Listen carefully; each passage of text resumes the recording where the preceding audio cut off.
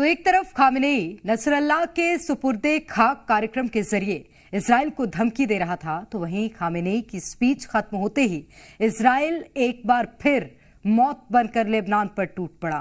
बीते 24 घंटे में इजराइल ने लेबनान में अपना ऑपरेशन तेज कर दिया और दावा है कि इन हमलों में हिजबुल्लाह के 2 ऐसे नेताओं को मार दिया गया है जो नसरल्लाह की गद्दी के दावेदार थे।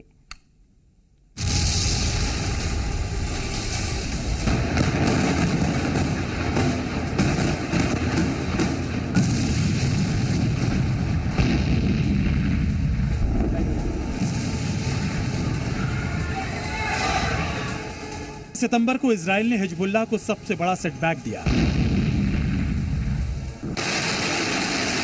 एयर स्ट्राइक में चीफ नसरल्लाह को मार गिराया। इसके बाद हिजबुल्लाह के नए चीफ की तलाश शुरू होती है, लेकिन जब तक हिजबुल्लाह इस पर कोई फैसला ले पाता, इजराइल ने अपने स्टाइल में हिजबुल्लाह को 2 और बड़े झटके दे दिए। हिजबुल्लाह को लेकर इजरायली मीडिया ने दावा किया है कि पहला हाशिम सैफुद्दीन की मौत का, जो नसरल्लाह का भाई है, और दूसरा हसन जाफर अल कासिर की मौत का, जो रिश्ते में नसरल्लाह का दामाद है। हिजबुल्लाह के लिए बीते 24 घंटों में ये 2 सबसे बड़े झटके हैं। पहले नसरल्लाह की मौत और अब चीफ की कुर्सी के 2 दावेदारों की मौत ने हिजबुल्लाह के सामने सीरियस लीडरशिप क्राइसिस खड़ा कर दिया है।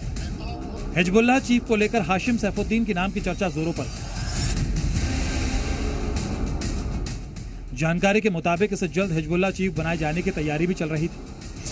हाशिम सैफुद्दीन नसरल्लाह का ममेरा भाई है, जो खुद को पैगंबर मोहम्मद का वंशज मानता है। सैफुद्दीन 1982 से ही हिजबुल्लाह से जुड़ा हुआ था और 2001 में हिजबुल्लाह का पॉलिटिकल चीफ बना।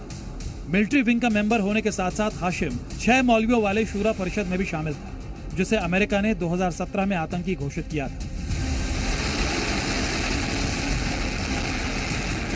हालांकि इजराइल डिफेंस फोर्स ने सैफुद्दीन के मारे जाने को लेकर कोई बयान जारी नहीं किया है, लेकिन हिजबुल्लाह ने भी इस खबर से इनकार नहीं किया है, जिस वजह से हाशिम की मौत का दावा और पुख्ता हो जाता है।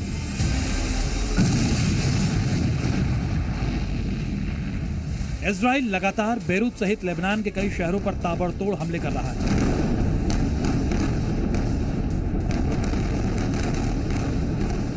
हिजबुल्लाह के कमांड सेंटर्स और बंकर्स पर ड्रोन से बम बरसाए जा रहे हैं, जिसमें हिजबुल्लाह के कई लड़ाकों की मौत हो गई।